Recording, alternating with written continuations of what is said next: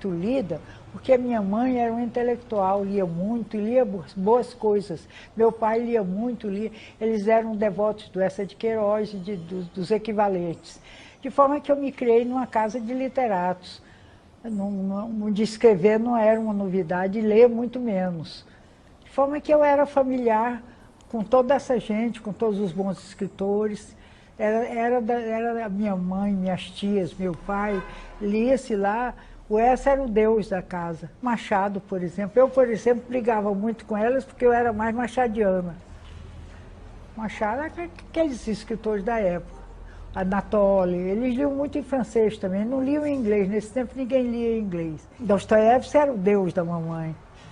Eu traduzi por causa de mamãe, traduzi uns 3 Dostoiévski, cada tijolão. Durante quando eu vivi de fazer traduções, eu traduzi muito Dostoiévski. Meu pai tinha a religião do Eça de Queiroz. Lá em casa o Eça de Queiroz era o autor predileto. Nós pequenininhos já sabíamos. Você que é o escritor, a gente dizia o Eça, porque era o escritor predileto de meu pai, de minha mãe, de meu avô. Minhas tias, tia Beatriz, tia Celina. Era o escritor predileto, Machado. Eu fui muito bem criada em matéria de escritores. Eles só me davam para ler coisa boa. Você escreve um romance, você não pode inventar pessoas, não é? Então um personagem eu boto um tique seu, outro de fulaninho. As pessoas são criadas, são criações, mas a gente não inventou o ser humano. Então tem que copiar um tique de uma pessoa que você lembra. É sempre assim. É da vida real, mas não é do retrato real. Adaptado para a televisão em formato de minissérie, o Memorial de Maria Moura não agradou a escritora.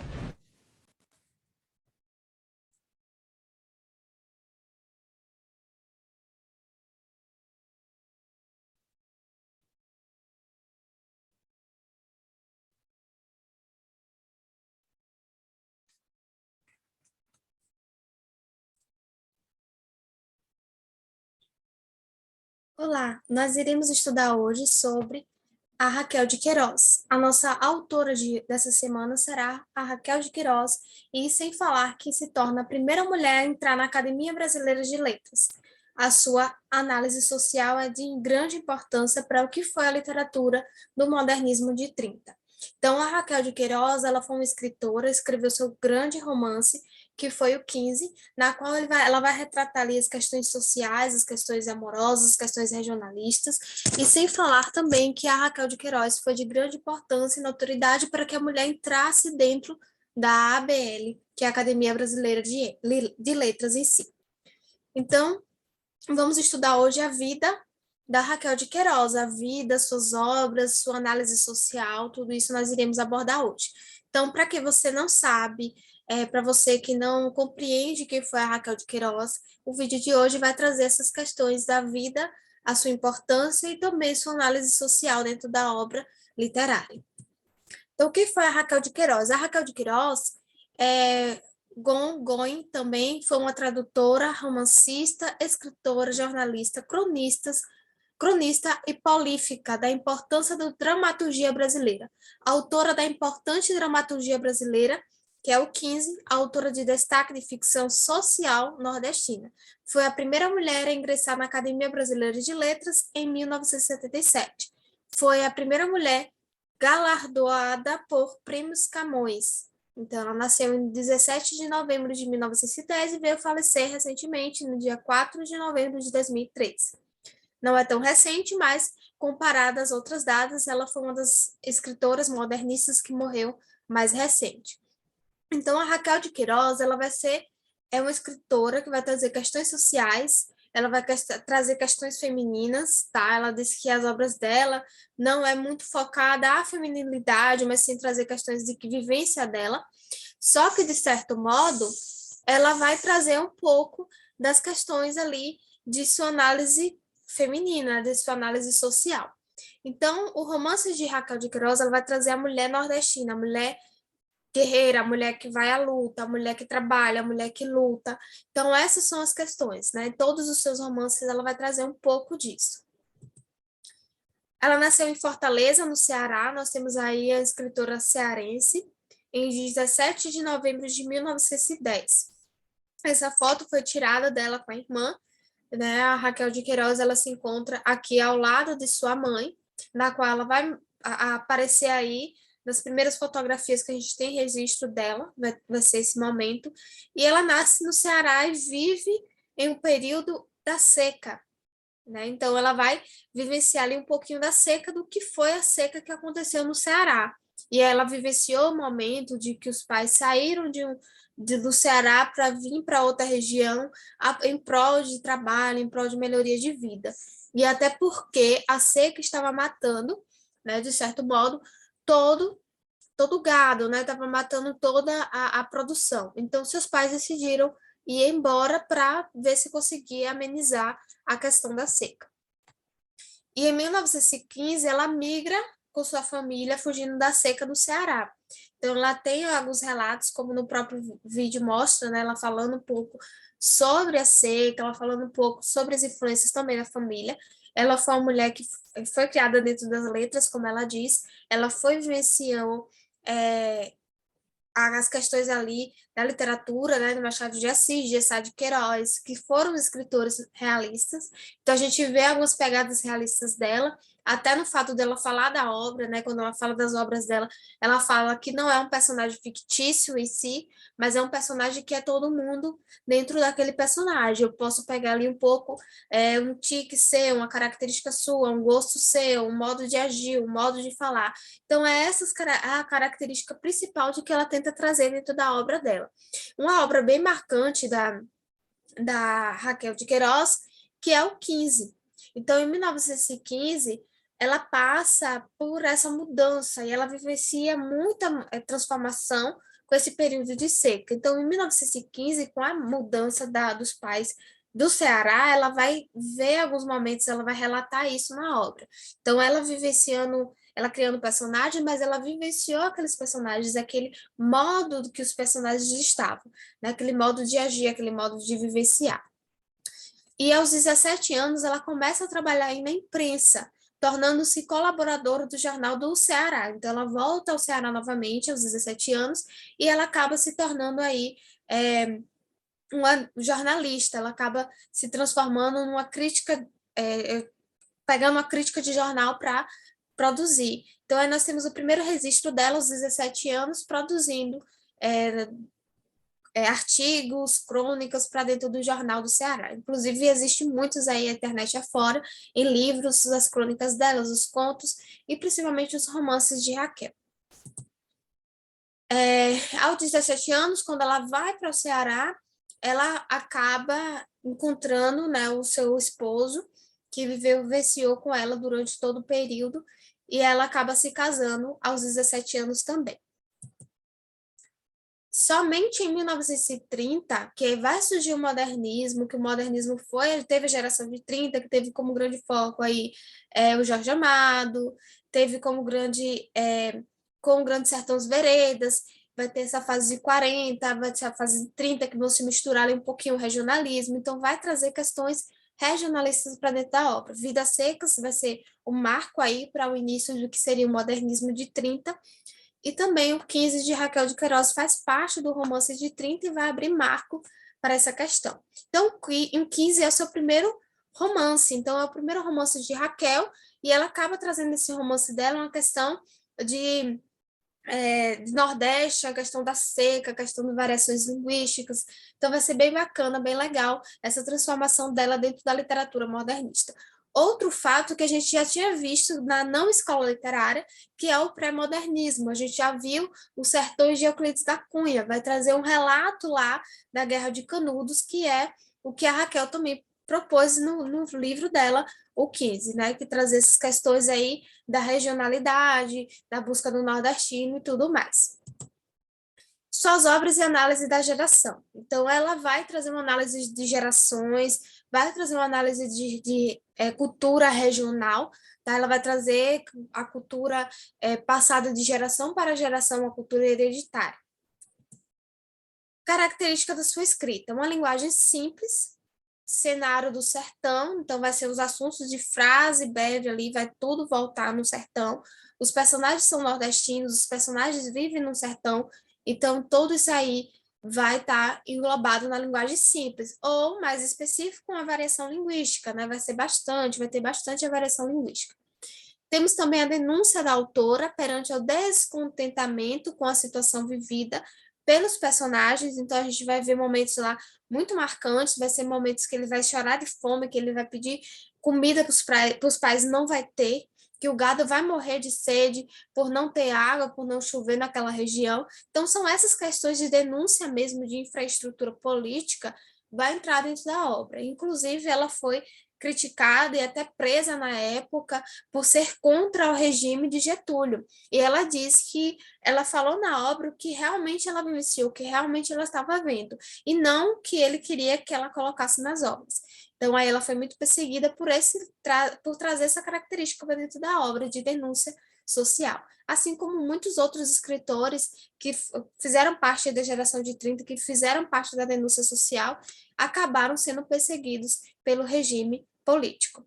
Narrador onisciente, nós não vamos ver o narrador dentro da história, vai ser um narrador diferenciado, e faz com que Raquel de Queiroz esteja no íntimo do personagem, então tudo é sobre ele, em volta dele, para ele, então tudo ali vai ser em volta do personagem, toda a narrativa vai voltar para o personagem principal, que é o Chico Bento, então tudo ali vai estar englobado. Quando nós falamos de Raquel, não podemos deixar de lado as personagens femininas de Raquel, né? Nós vamos ter a Maria Moura, nós vamos ter diversas outras mulheres que fizeram parte da transformação literária, que fizeram foco, até porque a gente estava vendo muita mulher romantizada nesse período. A mulher retratada em Machado de Assis, ela é uma mulher independente, mas ela não passa ainda passa por aquele processo de romantização, de que a mulher é perfeita, é uma deusa, e não tem aquele lado feminino de guerreira, de ir à luta, do dia a dia. Então, isso vai ser trazido para dentro da obra de Raquel. E ela acaba transformando o meio literário do seu período, da sua época, pelo esse fato, né, de trazer a mulher como foco. Com o sucesso de seus personagens, seus romances seguidos de que Raquel de Queiroz consolida sua imagem para posteriormente, sempre com cuidado também, agradar a crítica. Isso tudo porque foi criado um clichê do feminismo, desde o período romântico de nossa literatura até o começo do século seguinte, que foi o que eu falei. Então, as mulheres eram muito romantizadas, Machado de Assis vai trazer as mulheres em foco, mas não é aquelas mulheres é uma mulher que não é tradicional, né? Uma mulher marginalizada, por exemplo, uma mulher burguesa, uma mulher que está ali na burguesia, que faz parte da sociedade, que é aquele bonitinho, arrumadinho, que acha que a mulher é um brilho, que a mulher, né? Então, vai trazer essas questões sociais para dentro, vai trazer uma mulher marginalizada, por exemplo, uma mulher que vai lutar para trazer o alimento para casa, vai ser uma mulher que vai à luta para poder ajudar o marido dentro de casa. Então, aí nós vamos ter algumas quebras, até porque nesse período aí estava começando a modificar a sociedade. Então, no momento que a sociedade estava modificando, a Raquel de Queiroz queria trazer também esse lado. Cronograma, né, cronologia das suas obras. Temos aí o seu primeiro romance publicado em 1930, que é o 15. Em 1932 temos João Miguel, 1937, Caminho de Pedras, que inclusive virou até novela mais recentemente, que teve aquela repercussão muito grande com relação aos Caminhos de Pedra, que foi uma releitura também de outra obra para criar a novela. Em 1939, As Três Marias, que virou minissérie da Rede Globo anos depois. Em 1975, Dora Doralina, que virou parte teatral, né? Hoje tem teatros aí baseado na obra Dora Doralina. 1976, A Menininhas e Outras Crônicas. 92, ela publica Memórias de Maria Moura, que vai para a telenovela depois, anos depois, interpretada ali por Glória Pires. Ela vai interpretar Maria Moura e vai tratar de uma mulher guerreira, uma mulher que vai à luta, uma cangaceira, né, que gosta de estar ali dentro do cangaço. E sua última obra, em 2002, que é o Falso Mar, Falso Mundo. Tá? Uma obra bem bacana, bem interessante, vai trazer essa nova mudança da Raquel de Queiroz. Olhar feminino dentro da literatura de O 15, né? A gente falou bastante que a Raquel ela é uma escritora que busca bastante a mulher, Mas e dentro do 15 a gente também vai ter essas características. Então, no 15, dois aspectos merecem atenção. A estrutura da linguagem, né, que é a linguagem coloquial, e a narrativa é construída em dois planos distintos. Em um deles, o leitor acompanha a história de Conceição, protagonista do filme, né, que é a esposa do livro, perdão, e do filme também temos o filme, o 15, e ela faz parte ali dentro do romance como uma mulher protetora, como uma mulher guerreira que vai ajudar o seu esposo, que é o Chico Bento. Mulher educada, professora e que gosta de ler livros, avançando para a época. O personagem foi desenvolvida para permitir a afirmação social da mulher dentro de uma sociedade machista e organizada em torno dos coronéis. Então, nós vamos ter um quebra de paradigma, ter uma mulher que é professora, educada, que gosta de ler livro, que é avançada para sua época. Uma época ainda que estava passando, né, na época de Raquel de Queiroz, ainda estavam passando pelo coronelismo. Então, a gente vê um retrato literário de lá atrás, mas de 1930, mas é um relato literário que, infelizmente, acontece até hoje. Então, a crítica social dela não foi só para aquele período, mas para vivenciar até as mudanças acontecerem. Aconteceu mudança, sim, mas não tão intensidade, né, dentro da própria sociedade brasileira. E a análise de Memórias de Maria Moura, que foi publicada em 1992, ela conta a saga de Maria Moura, uma obstinação pelo poder posse de terra, motivo de disputa por luta. Maria Moura é o quadro do heroísmo e o anti-herói da literatura, ela vai se tornar uma anti-heroína.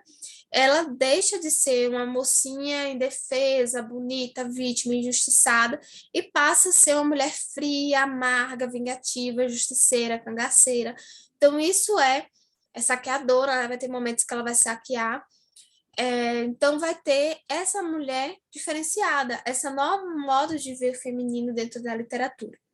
Outro momento aí é a Dora Doralina, que vai ser uma personagem aí que vai trazer questões sociais muito importantes, que vai trazer a mulher como o centro, a mulher inteligente, a mulher produtiva, né, de outra forma, além da procriação, né, como visto antigamente.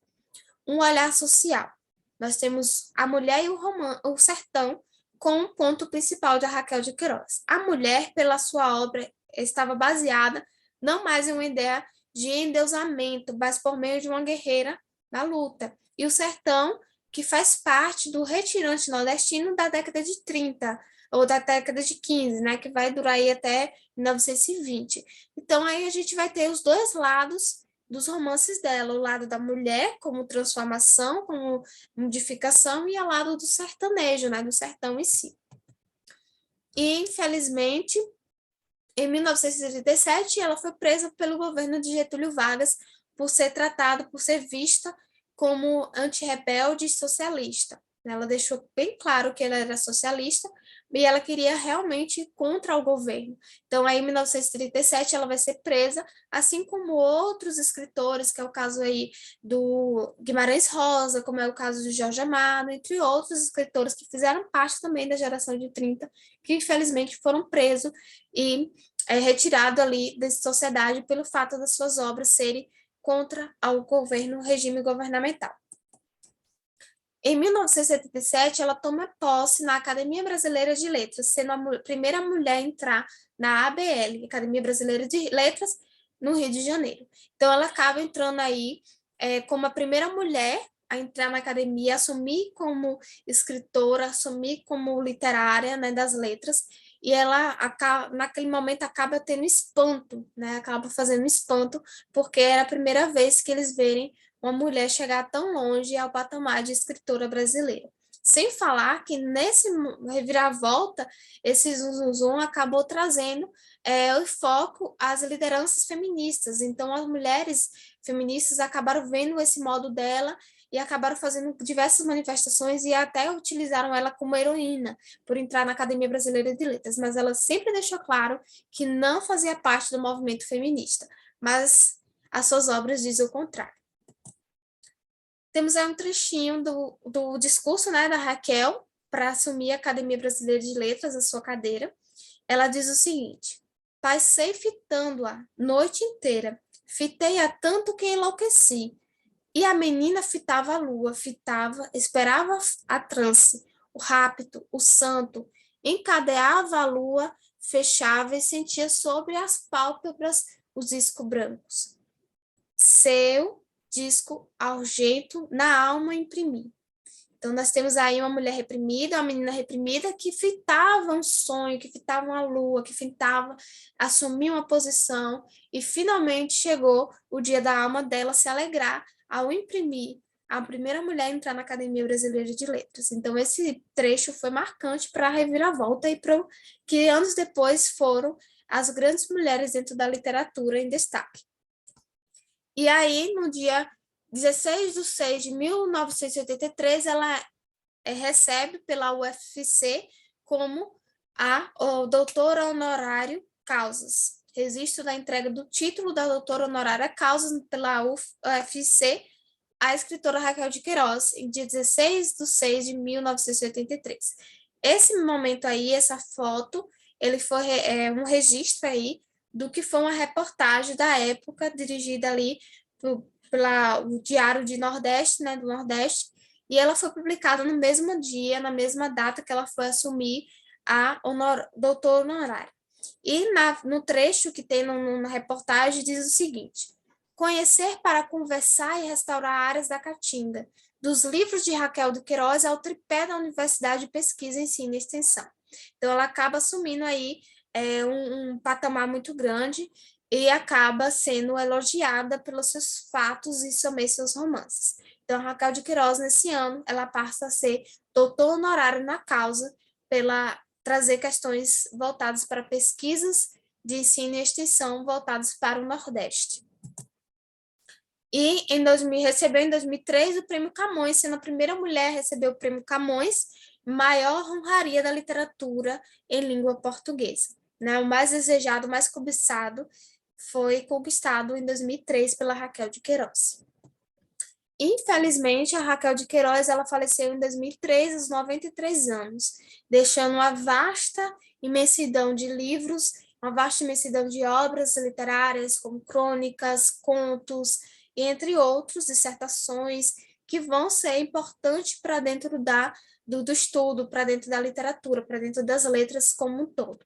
Então, Raquel de Queiroz ela falece aos 93 anos. E finalizo o vídeo de hoje com a frase marcante dela.